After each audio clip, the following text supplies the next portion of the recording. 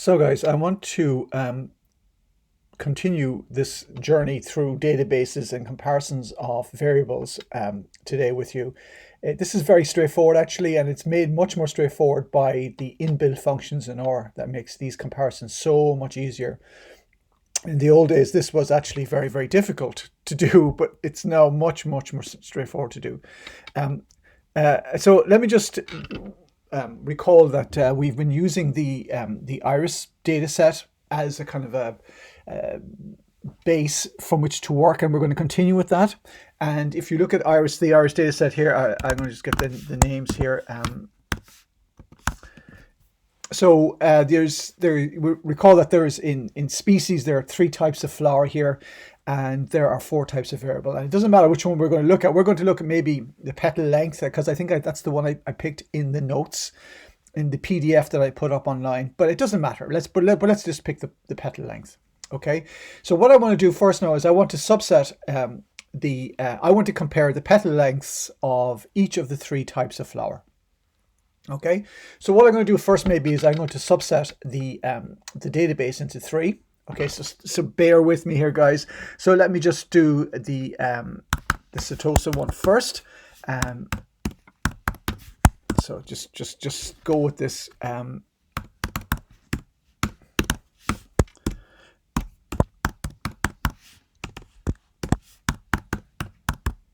Okay, so I think that's correct. It's not correct, of course, because if you don't do this exactly, it's not going to work.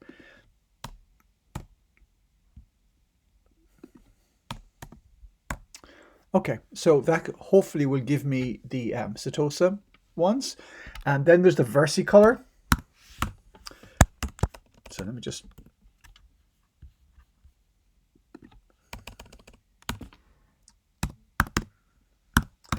Okay, go in and have a cup of tea and come back in about 5 minutes for this. Okay, we could be going here now.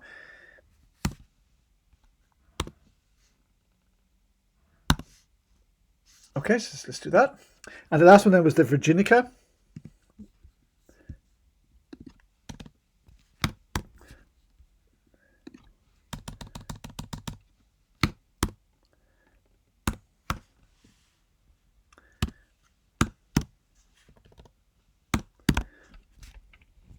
Okay, so that is hopefully okay. That's fine. So I've downloaded those. I've subset the thing into 3. So I want to now look at the just to get a rough idea, folks. First is we want to compare the means of, we say, the petal length of each of these 3 things. So let's look at the first one. Let's you see what the mean values actually are for each of these 3 things. So you can do this in any number of ways. You could get, for instance, now you could get the summary of each of those 3 databases if you wanted to, or data frames if you wanted to. But maybe the easiest way to do it is to use the by function. And hopefully I can remember how to do this. And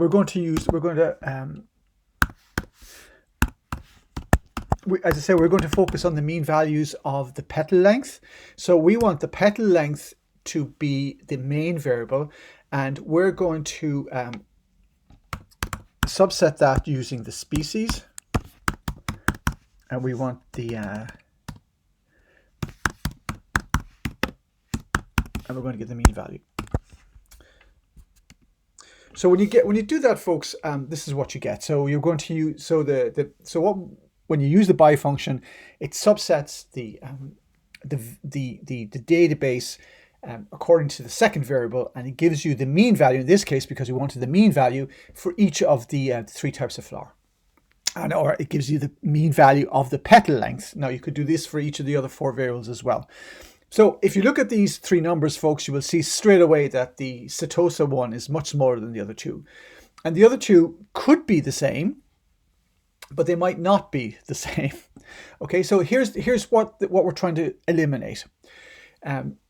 We want to eliminate the fact that in the Setosa collection of flowers, we could have picked by chance the 50 smallest flowers on the planet. Just by pure chance, it could happen. And if you look at the versicolor and Virginica, we could have picked the 50 largest petal lengths on the planet just by pure chance. So what we're going to do here, or what we're going to try and do here, is we're going to try to eliminate this idea of chance and identify the level of confidence at which we can say things are different. And that's a very important little idea. If only this were true in life, you could say with confidence how things were different. It would be wonderful, but it's very, very rare. But with numbers and in databases, you can actually make some progress here. Okay, so as I say now, guys, on the surface, it looks like the Setosa is much smaller than the other two. Now, it could be, you see the 4.26 and the 5.52, they're reasonably close together, but they're probably different as well. Okay, now what I want to talk about actually now is a very, very important point, and it's the idea of sampling. Now, each database variable, if you think about it, is a sample from an infinite or almost infinite population. Almost always that's the case, and I'm going to just assume that it is the case. So if you look at this stupid flower database, it's not a stupid flower database because there's a lot of nice structure. But basically what's going on here is that these guys took 50 of each of the different types of flower. Now, there are an infinite number of each of these types of flower on the planet. Now, there's an almost infinite. Okay, but each of these 50 types of flower is a sample from the big population. Okay, that's basically what's going on here, and that's what databases actually are in each case. Okay, they're a sample from an infinite population, and what we want to be able to do is we want to use this information here to infer the behavior of the mean values of the total population. All right, so this is kind of interesting, and we're getting something for nothing here, actually, when you think about it. Okay, we're taking samples of size 50, and from this information, we're going to make inference about the population means. And remember what the population mean is, how you get the population mean. You would get the petal length of every single Setosa flower, for example, in the planet, every one on the planet, and you would divide by the number of plants on the planet. Now, that's practically impossible. You can't do it. Okay, so what we're going to do though is that we're going to use this information that we're given to make inferences about the relative size of the population means of each of the three types of flower. I know, guys, this is just, what am I saying? I'm just saying words now. But here's what I want to do. Oh yes, before I forget, guys, we're going to compare means and we're going to compare population means on the basis of these samples here that we've got. You could also do the same thing if you look at, for instance, the standard deviation. You could do the same thing as well. And you see in this case, almost exactly the same. The Setosa are much less variable than the other two. Okay, now in engineering, actually, standard deviations, small standard deviations are really important because what you're usually measuring here is in engineering a lot of the time is variation in some kind of engineering process. And so you want the variation to be very, very small. And that's the basis of Six Sigma quality control, for instance. You want to make the standard deviation as small as possible. And we, in the previous little movie, we looked at the comparisons of frequency distributions. In this lecture, we're going to look at the comparison of means. And we're not going to look at, because of time constraints, we're not going to look at comparisons between standard deviations, although that is extremely important these days. And in particular, for instance, in a financial area as well, standard deviation is very, very important. When you start looking at, for instance, share price, the mean value of the share price is not what people are interested in. People are interested in the standard deviation, how much the mean price varies about the mean value. That's what you're really interested in, because you want to make a prediction about what the share price is going to be tomorrow so that you can make a lot of money. Okay, that's what merchant banks do. Well, that's what some merchant banks do. Okay, and so the standard deviation we're not going to focus on because the statistics behind comparing standard deviations is much more difficult than the statistics comparing the means. Okay, and we just don't have time because of the COVID nonsense as well. So we're just going to focus on the means. We've already done the frequency distributions, and I'm not going to do the standard deviations this time. Okay, so we're going to focus just on the mean values. So as I said now, guys, if you look at the mean values, and these are the sample mean values for each of the three types of flower, you get this. We now want to see what the the mean value is, that the population mean values are for each of these three types of flour. Now, you've done this already with Abdal. You've kind of got you've talked about confidence intervals, and so you can get a confidence interval for each of the three types of flour, okay, for the mean value. So let me just enough talking, and let me just do this.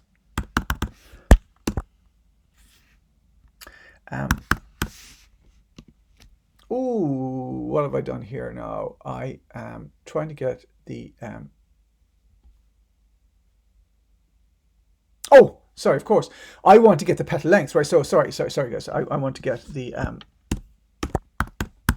sorry, I need to, because the set is a database, right? So it's got a number of columns, and sorry. So what we want to do is we want to get the confidence interval for the population mean of the Setosa irises. I know this is never something that you're going to be practically doing. You never want to do this in real life. Let's just go over this here. Okay. So if you look at the petal length for the Setosa and you get the confidence interval for the mean value, you see that the 95% confidence interval is given there as 1.412 to 1.511. And you need to be able to interpret that. And what the interpretation of it is as follows. We are 95% confident that the population mean of the Setosa petal length is between 1.41 and 1.51. And when you stop to think about it, guys, that is quite impressive, actually. Okay, now there is some, I don't believe it, but everybody else does believe this. So you're going to have to believe this. No, that's just forget what I just said there. Let's pretend that I believe this as well. We are 95% confident that the population mean is between 1.41 and 1.51. And as I say, guys, this is quite staggering, really, because remember what the population mean is. It's every single Setosa iris on the planet measured and divided by the total number of Setosa flowers. And you think that's just impossible to do, but you can make some estimate of what it is using these confidence intervals.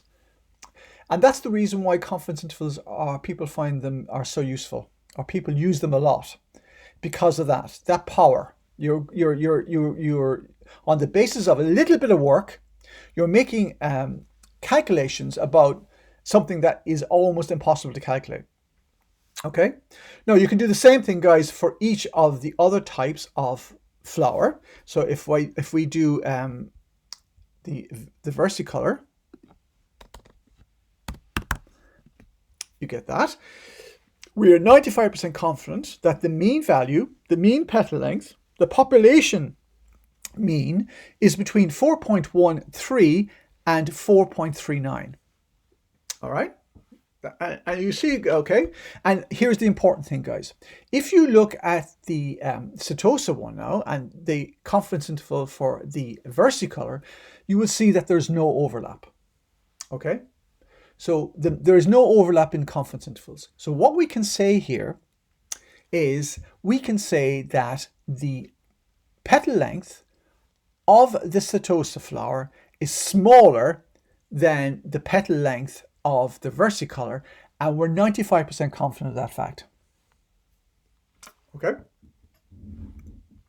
that's what you can say. So all you're looking at is the confidence intervals, and given that there's no overlap, the mean values must be different. Okay, very good. So that's what we can say, right? So that's and you can do this, guys. You can do exactly the same then for the last one, the Virginica, right?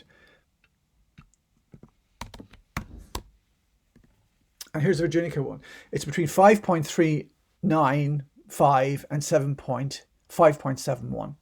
And there is no overlap with this confidence interval with the other two either. Okay? So if you look at the confidence intervals here, we can say, okay, so we can say that the petal length of the versicolor is smaller than the petal length of the Virginica.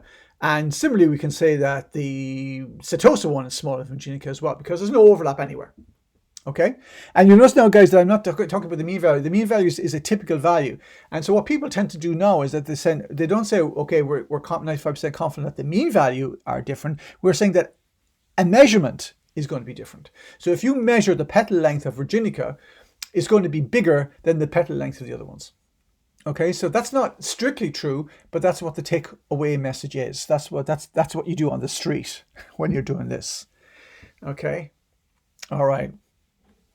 All right, so that's fine, and that we're happy enough with that. But there is a problem. Well, it's not a problem. So if you look at this thing here, guys, what we had to do here, if we wanted to compare the Setosa one with the versicolor one, is we had to look at the confidence interval of the first one and look at the confidence interval for the second one and see if there's an overlap. And then people found that embarrassing. And so what you can do instead, and it's a little bit more efficient, and it's the one you should do when you're doing this kind of comparison, is combine the two variables into one test. Okay, and the actual syntax in R is exactly the same. Now, in the notes online, I've gone through why it works. Okay, it's because you can show that the difference between the sample means has a normal distribution. There's a central limit theorem for the difference in sample means, as well as a central limit theorem for the difference in means. But I'm not going to go into it. It's there, and you can have a look at it. And what that is the power behind the following test. So suppose I want to see if the mean of the Setosa is different from the mean of the versicolor. Now, as I say, we've done this already, and that's fine. You've looked at the two confidence intervals. There's no overlap, so therefore the means are different. But people don't like doing overlap stuff. They're just embarrassed by it. But here's what you do. Okay. So we want it doesn't matter which one we do. We'll do the Setosa and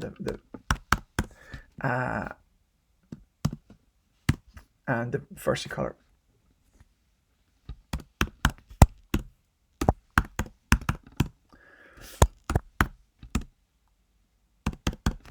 Okay. So this is what you do. So it's very straightforward. So instead of just doing the t-test on one variable, you're going to use the t-test on the two variables you want to compare. Okay, so we want to see if the Setosa mean is different from the versicolor mean, and it's exactly the same syntax, and this is what you get. Now, guys, in the old days, this was a lot of hard work to get this confidence interval. Look here, the 95% confidence interval here is minus 2.94 to minus 2.66. Okay, so this was a lot of hard work actually doing this, but in R it's trivial. Okay, it really is. It's a one-line piece of code, and you just type that in, and you get your confidence interval. And and remember now, you can use this on databases which are very, very big.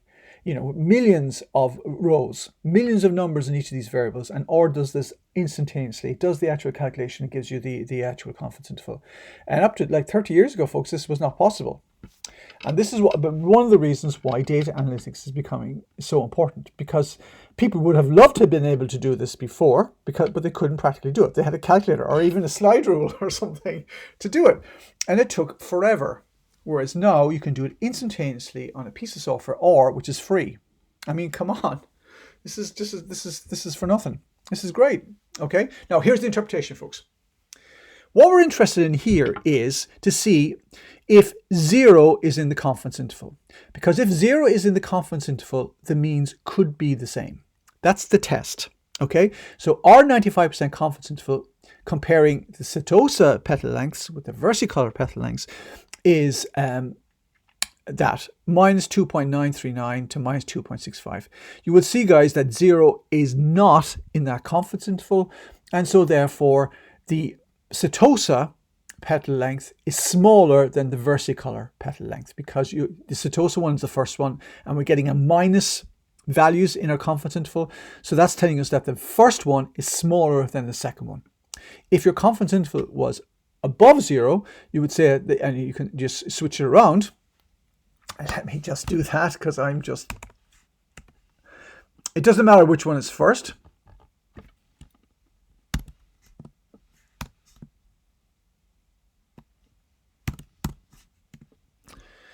So if you do that now, guys, you will see that it's just the sign switches around. It doesn't matter which one it is. But again, the interpretation here is zero. Is zero in this confidence interval? It's not. But the interpretation here is that we're 95% confident that the versicolor mean is between 2.656 and 2.939 larger than the setosa petal length. So you can quantify how the difference, how bigger something is than the other one, which I think is quite, it's quite useful, right? If you're into numbers at all. All right, and we're doing all this. Remember now what this is. This is on the basis. This is the population means. This is the mean for every single flower on the planet, and we're coming up with this kind of idea. Now, the more data you include in your t-test, the smaller the confidence interval is going to be. Okay, but so that's a very, very important point.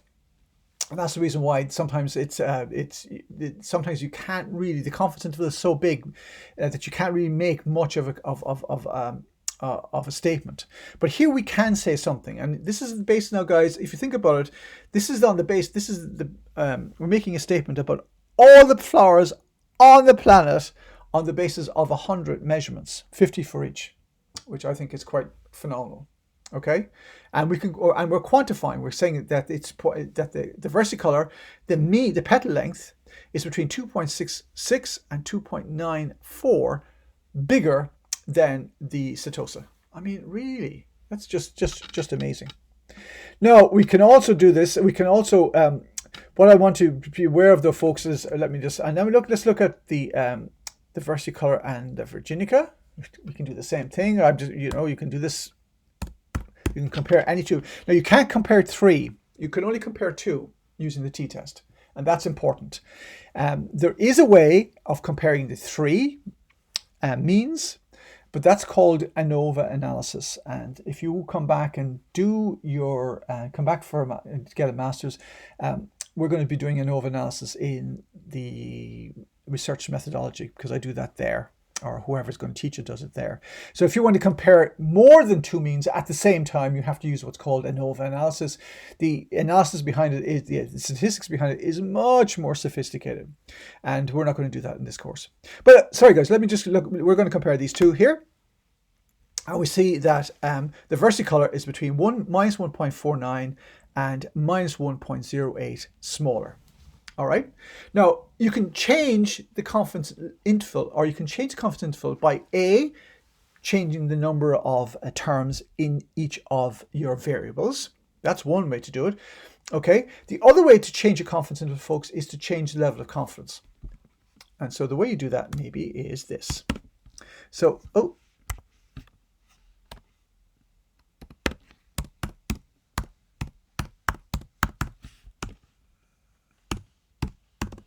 So, if suppose I want to get the confidence interval for the difference in the means between the versicolor and the virginica at 99% confidence, what's going to happen to your confidence interval, folks, is that it's going to get bigger. Okay, so it's going to get broader. Okay, and that makes so you're less precise, but you're more confident. Okay, so now we're 99% confident that the versicolor is between minus 1.56 and minus 1.02 smaller than the virginica. All right, so the more confident you are, the less precise you are going to be, because the confidence interval for 95% is smaller than the confidence interval for the 99%.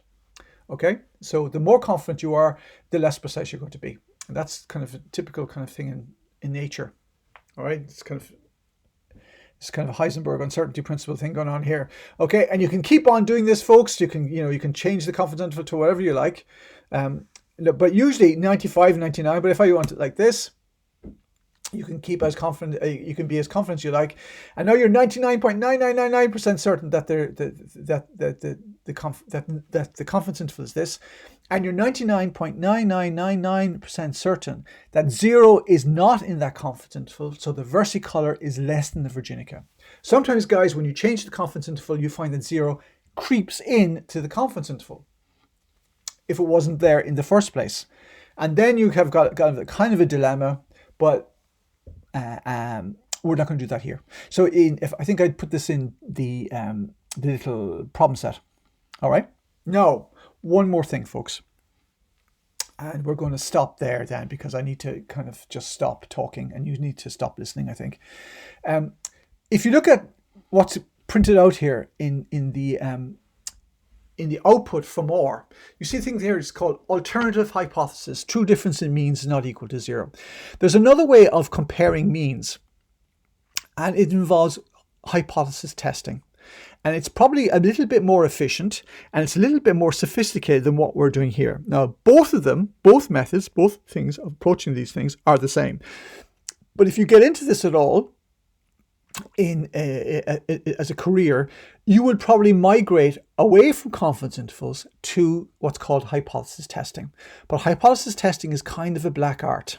Okay, and we're not going to do it. So basically what you do is you say, okay, I've got what's called the null hypothesis. And then usually what we're going to say here is that the null hypothesis is that the means are the same.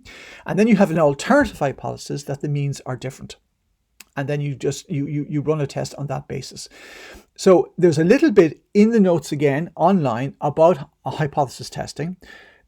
The two approaches, as I say, guys, are equivalent. You don't get more information from one way than the other. I think the confidence interval approach is more intuitive, and that's where we're going to do it, because otherwise you get lost in what the hell you're even doing here. So the test we're going to use is this confidence interval thing, and the 0 being in the confidence interval for the difference between the means. Okay. Now you can, as I say, guys, go back and do that overlap thing, but that's kind of embarrassing. I would like you to be able to do this. Okay, if you want to test if the mean values of two numerical variables are different, use the t-test like this. Confidence interval of 95 is the standard confidence level that you people use, and just plug it in. You don't even have to do it. If you look back here, if you want 95% confidence, you don't even have to put that in, because it's the standard way to approach confidence intervals. So that test here, guys, this thing here is very, very important. Okay. All right. So so that's what we're going to be doing. So that's how you test to see if the mean values of two numerical variables are the same. All right. You just put in the two variables, t-test them, and if 0 is in the confidence interval, they could be the same. If 0 is not in the confidence interval, you can say that they're not the same. So that's a little bit. So that's where that's the little bit of a kicker there in the end. Okay, if 0 is in the confidence interval, the means could be the same, and you just have to walk away. That's all you can say. You can say that the means could be the same, whereas here we can say that the means are not the same. Okay, because 0 is not in the confidence interval, and that's really what you're interested in usually. Okay, all right. So I'm going to stop here, and I'm going to put this up, and this is an important little idea, guys. This kind of comparing of means. And there's a little bit of more to do on this, and we'll talk about that in the next lecture, because we're going to be talking about samples being dependent and independent. But let's just leave it like this at the moment, because this is by far the most common thing you're going to have to do, exactly like this. So be able to do this. And folks, and what do you have to do? T.test one variable comma the other variable. I mean, come on, right? But be able to interpret the confidence interval. All right, guys, thank you very much. I'll talk to you again soon.